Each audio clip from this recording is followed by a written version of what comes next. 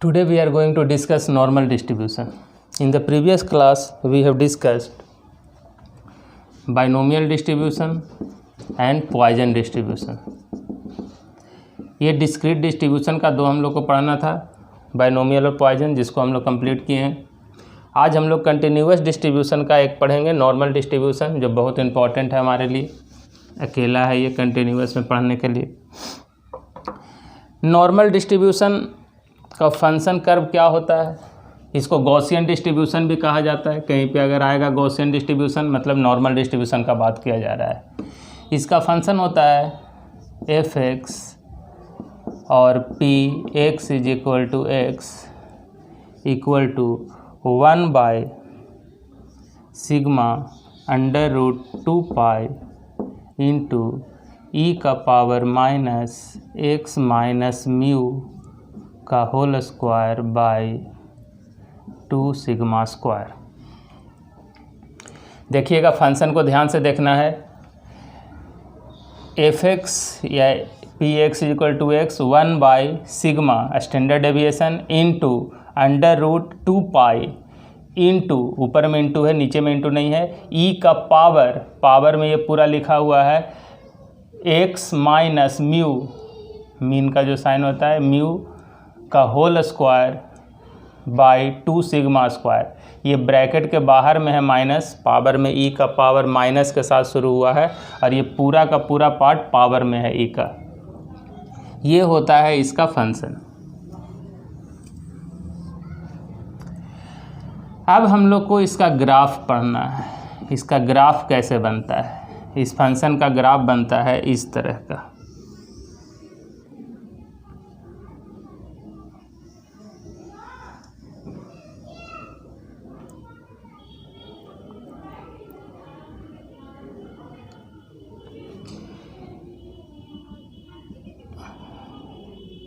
इसको ये जगह पर होता है हमारा म्यू, मीन, बीच बीच में.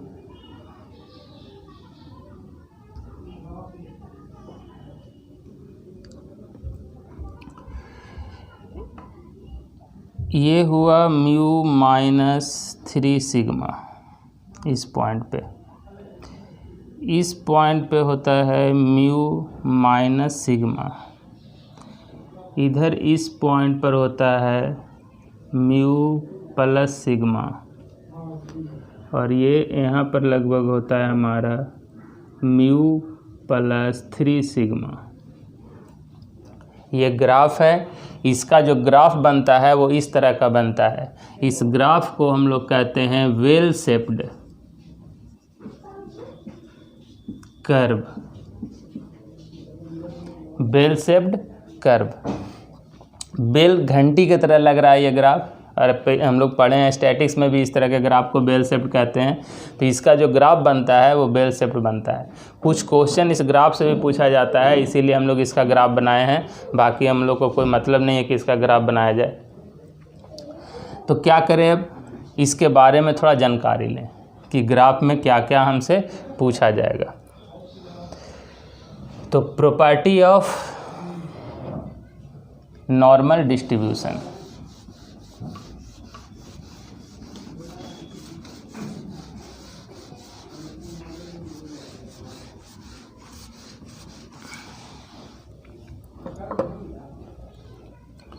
तो प्रॉपर्टी इसका पढ़ें. Property of normal distribution. हम लोग एक एक करके इसका प्रॉपर्टी पढ़ेंगे.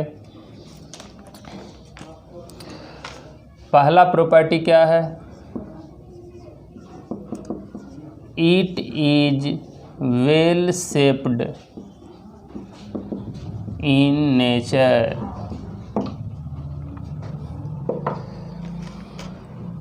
यह वेल शेप होता है, घंटी की तरह होता है. दूसरा प्रॉपर्टी,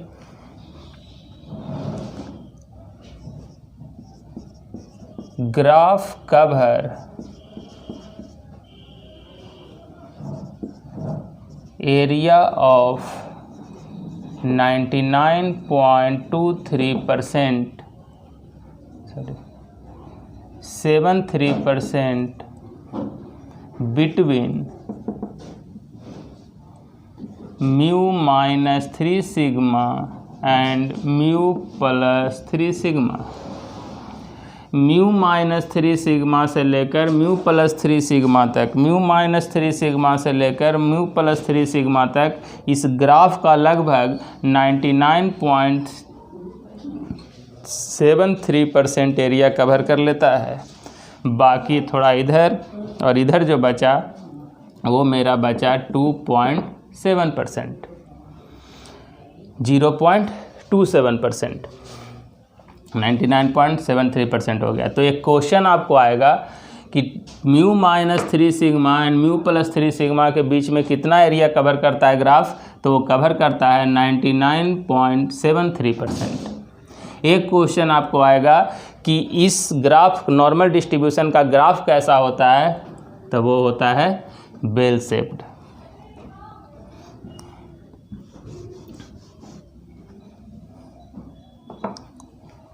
तीसरा,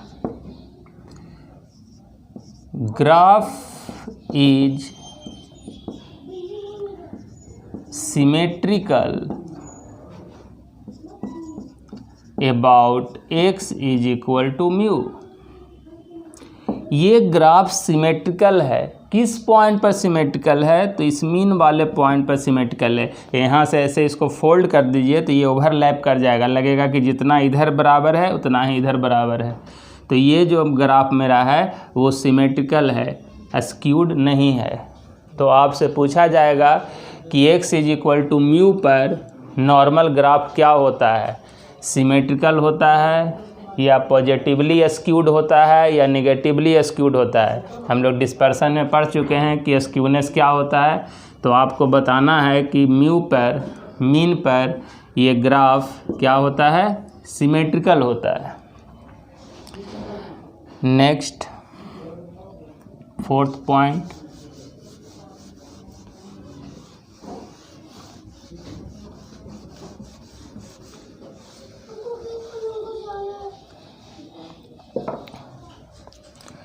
fourth, the total area of normal curve is 1, या यूनिटी भी कहते हैं। इसका टोटल एरिया का वैल्यू होता है 1। क्यों? क्योंकि टोटल प्रोबेबिलिटी 1 होता है, तो पूरा एरिया को 1 माना गया है। इधर 0.5 और इधर 0.5, तो टोटल एरिया इसका होता है 1। ये फोर्थ पॉइंट हुआ। Fifth point,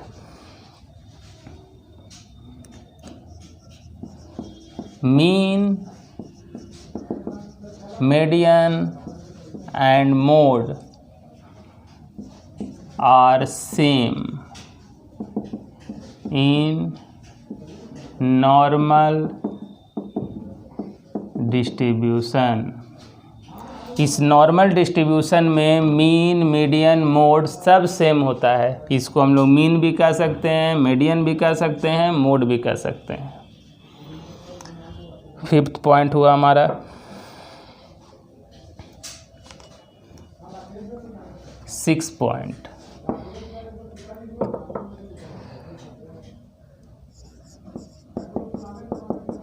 points of inflation are mu minus sigma and mu plus sigma। ये है INFLEXION, inflation, mu minus sigma and mu plus sigma. तो पॉइंट ऑफ इन्फ्लेशन होता क्या है, तो कर्व का ऐसा पॉइंट जहां कर्व का नेचर कॉनकेव से कॉन्वेक्स हो रहा हो या कॉन्वेक्स से कॉनकेव हो रहा हो। 10 क्लास में आप पढ़े हैं लाइट में concave mirror and convex mirror. तो ग्राफ का ऐसा पॉइंट जहां पर ग्राफ का नेचर कॉनकेव से कॉन्वेक्स हो रहा हो या कॉन्वेक्स से कॉन्केव हो रहा हो तो उसको हम लोग कहते हैं पॉइंट ऑफ इन्फ्लेशन। तो इस जगह पर इस ग्राफ में दो जगह है, देखिए ये इस तरह से मिरर था हमारा कॉन्केव मिरर, वो कॉन्वेक्स मिरर में चेंज करने लगा है, इस पॉइंट पर मुड़ने लगा है उल्टा दिशा में। तो एक ये पॉइंट ऑफ इन्फ्लेशन है और एक ये पॉइंट ऑफ इन्फ्लेशन है म्यू माइनस सिग्मा। तो mu minus sigma and mu plus sigma क्या हो गया, इस ग्राफ का पॉइंट ऑफ इन्फ्लेशन हो गया। चौथा 7वां point, for standard normal distribution mu is equal to 0 and sigma is equal to 1।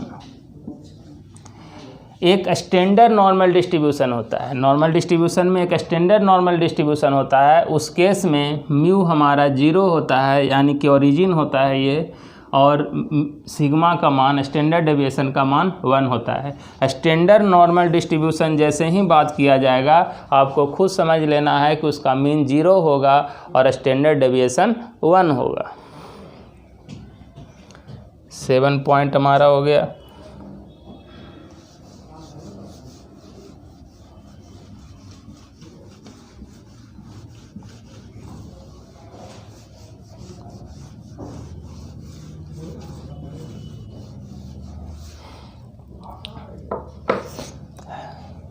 Eight point, it is biparametric in nature, having parameter n and sigma square। Mu and sigma square लिख लेते हैं, mu and sigma square. Normal distribution का दो parameter है, एक mu है एक sigma square है, तो इसीलिए इसको बाई पैरामेट्रिक कहा गया है। पैरामीटर उसको कहते हैं जो फंक्शन को डिस्क्राइब करता है। बाइनोमियल डिस्ट्रीब्यूशन का भी दो पैरामीटर होता है, हम लोग उसमें भूल गए लिखने के लिए, एक n होता है और एक p होता है। पॉइजन डिस्ट्रीब्यूशन का एक पैरामीटर होता है वो m होता है। तो बाइनोमियल डिस्ट्रीब्यूशन बाई पैरामेट्रिक है, नॉर्मल डिस्ट्रीब्यूशन बाई पैरामेट्रिक है और पॉइजन डिस्ट्रीब्यूशन यूनी पैरामेट्रिक है। ये पॉइंट हम लोग उसमें छूट गए हैं, नहीं लिखे, हम लोग इसको लिख लेंगे बाइनोमियल और पॉइजन में, क्योंकि एक क्वेश्चन यहाँ से भी पूछा जाएगा कि बताइए नॉर्मल डिस्ट्रीब्यूशन का पैरामीटर क्या क्या है। तो एक में रहेगा ऑप्शन में म्यू सिग्मा, एक में रहेगा म्यू, एक में रहेगा म्यू सिग्मा स्क्वायर, एक में रहेगा सिग्मा। तो इस तरह से तो म्यू और सिग्मा स्क्वायर इसका पैरामीटर है। 9 number, Q1 is equal to होता है mu minus 0.675 sigma and Q3 is equal to होता है mu plus 0.675 sigma. First quartile is equal to होता है mean minus 0.675 sigma and third quartile is equal to होता है mu plus 0.675 sigma. एक ये रिलेशन हो गया।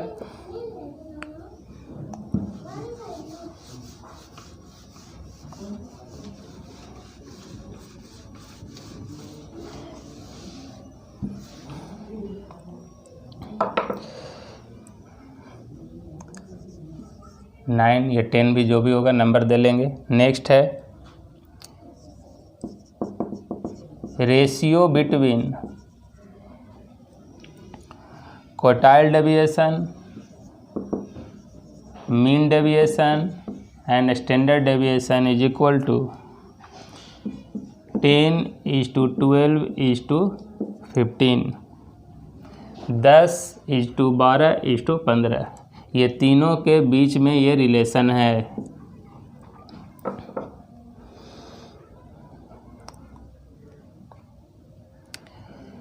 तो ये हमारा हो गया क्या, इसका प्रॉपर्टी नॉर्मल डिस्ट्रीब्यूशन का। क्वेश्चन इसमें इसी प्रॉपर्टी से रिलेटेड आता है और कोई कैलकुलेशन करने के लिए नहीं आता है ज़्यादा इसमें, जैसा हम लोग बाइनोमियल और पॉइजन में पढ़े हैं। तो इसका क्वेश्चन देखिए किस तरह का क्वेश्चन आपसे पूछा जाएगा।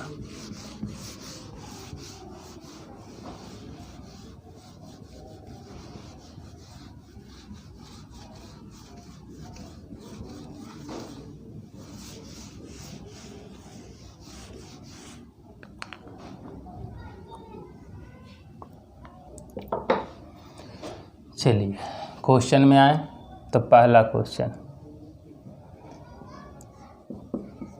f(x) is equal to 1/4 under root 2 pi into e का पावर माइनस x माइनस 10 का स्क्वायर डिवाइडेड बाय 32। ये दिया हुआ है। फाइंड पहला सिग्मा, दूसरा मीन, तीसरा पॉइंट ऑफ इन्फ्लेशन, चौथा Q1 and Q3, Q1 and Q3। देखिए ये फंक्शन दिया हुआ है और आपको इस फंक्शन को देखकर बताना है कि स्टैंडर्ड डेविएशन क्या है, मीन क्या है, पॉइंट ऑफ इन्फ्लेशन क्या है, फर्स्ट क्वार्टाइल क्या है और थर्ड क्वार्टाइल क्या है। एक ही क्वेश्चन में हम 4 क्वेश्चन को डालें हैं। तो सबसे पहले इसको कंपेयर कराइए। हमारा फंक्शन जो इसका लिखा गया था कि 1/सिग्मा अंडर रूट 2 पाई ई का पावर माइनस x माइनस 10 का स्क्वायर बाई 2 सिग्मा स्क्वायर, ये मेरा फंक्शन होता है इस तरह का। और यहाँ ये दिया है, इसी से हम पता लगाएंगे कि इसका मीन क्या होगा, स्टैंडर्ड डेविएशन क्या होगा, पॉइंट ऑफ इन्फ्लेशन क्या होगा, Q1 क्या होगा और Q3 क्या होगा। तो पहला में चलिए, हमको स्टैंडर्ड डेविएशन चाहिए, तो इस पार्ट को छोड़ दीजिए, इतना ही से हमारा काम हो जाएगा। इससे भी आप निकाल सकते हैं कंपेयर करके, इतना छोड़कर इधर वाला कंपेयर कीजिए। 2 सिग्मा स्क्वायर के जगह पर क्या है 32, यानी कि 2 sigma square is equal to 32, sigma square is equal to 16, then sigma is equal to 4। Minus नहीं यूज होता है स्टैंडर्ड डेविएशन में, तो सिग्मा क्या हो गया 4 हो गया। तो सिग्मा का वैल्यू 4। मीन क्या होगा, तो यहाँ पर हमारा ये जो है तो म्यू 10 लिख दिया, यहाँ पे म्यू होता है, म्यू इसी को मीन कहते हैं। तो मीन क्या है यहाँ 10 है, आंसर 10। तो ये कंप्लीट हो गया। पॉइंट ऑफ इन्फ्लेशन क्या होता है, तो पॉइंट ऑफ इन्फ्लेशन होता है म्यू माइनस सिग्मा, यानी कि 10 minus 4 that is equal to 6, एंड म्यू प्लस सिग्मा 2 होता है, 10 प्लस 4 14। पॉइंट ऑफ इन्फ्लेशन हो गया। फोर्थ फर्स्ट क्वार्टाइल, तो Q1 होता है म्यू माइनस 0.675 सिग्मा, यानी कि 10 माइनस 0.675 इंटू 4। तो क्या वैल्यू आएगा, कैलकुलेट करेंगे हम लोग।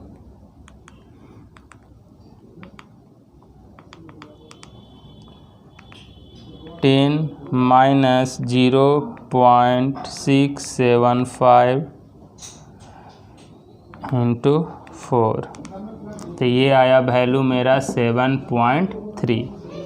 Q3 क्या होता है, तो म्यू प्लस 0.675 सिग्मा, यानी कि 10 प्लस 0.675 इंटू 4,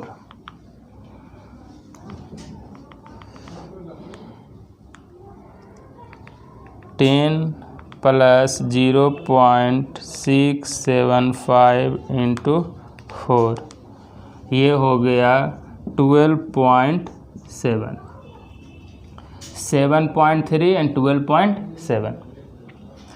Q1 निकल गया और Q3 निकल गया।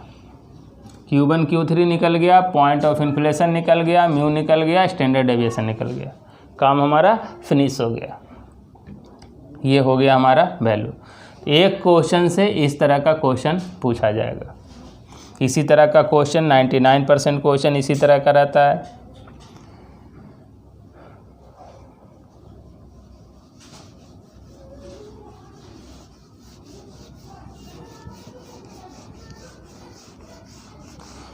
नेक्स्ट क्वेश्चन एक और देखिए इससे।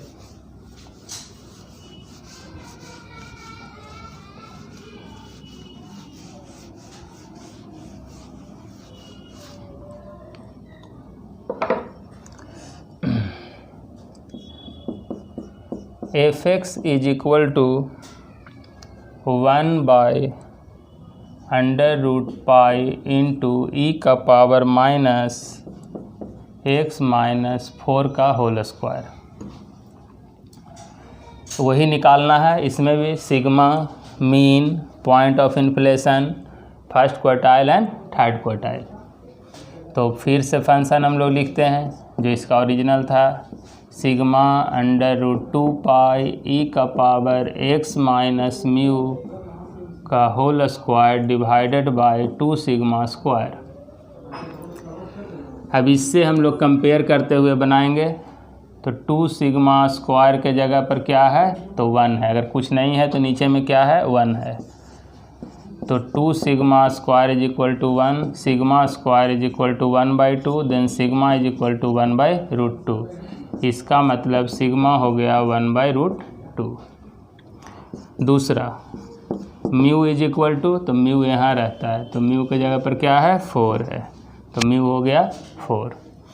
तीसरा point of inflation, mu minus sigma, यानी 4 माइनस 1/√2, जो भी वैल्यू आएगा कैलकुलेट कर देंगे। म्यू प्लस सिग्मा, 4 प्लस 1/√2, जो वैल्यू आया कैलकुलेट कर दिए। ये हो गया हमारा पॉइंट ऑफ इन्फ्लेशन। चौथा Q1, म्यू माइनस 0.675 सिग्मा, यानी 4 minus 0.675 into 1/√2। Q3, mu plus 0.675 sigma, यानी कि 4 प्लस 0.675 1/√2। तो ये हमारा हो गया Q1 एंड Q3। बात यहाँ पे ये कंप्लीट हो गया। अब इस तरह का क्वेश्चन पूछा जाता है 99%। 1% क्वेश्चन दूसरे टाइप का हो सकता है, बाकी सारा क्वेश्चन इसी तरह का रहेगा। इसमें फंक्शन दिया हुआ रहेगा, आपको आता है या नहीं। हो सकता है आपसे मीडियन पूछ देकर, तो म्यू ही इसका मीडियन है, मीन है, मोड है, सारा इसका क्या है, म्यू। तो म्यू जो आ गया वही मेरा इसका वैल्यू हो जाएगा।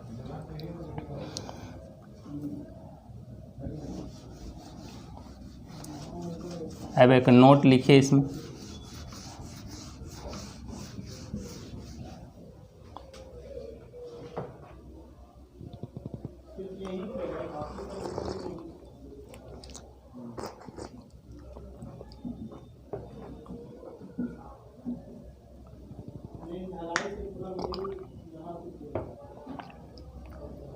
एक नोट इसमें लिखें।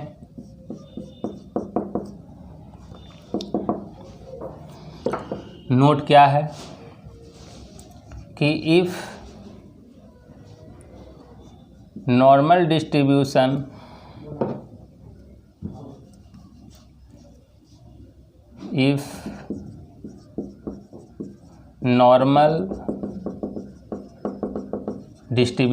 of x is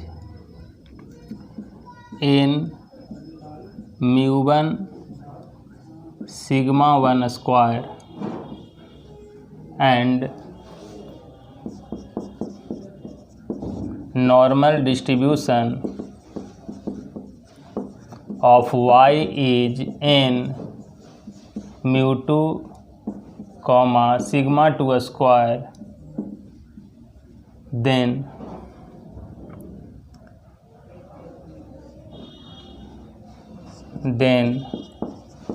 normal distribution of z is equal to x plus y is is μ1 plus μ2 comma under root sigma 1 square plus sigma 2 square.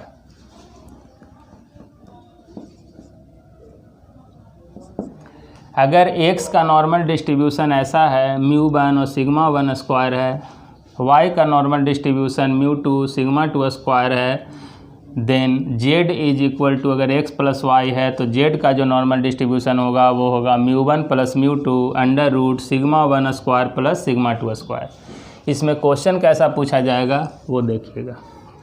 लिखा जाएगा if z is equal to x plus y and normal distribution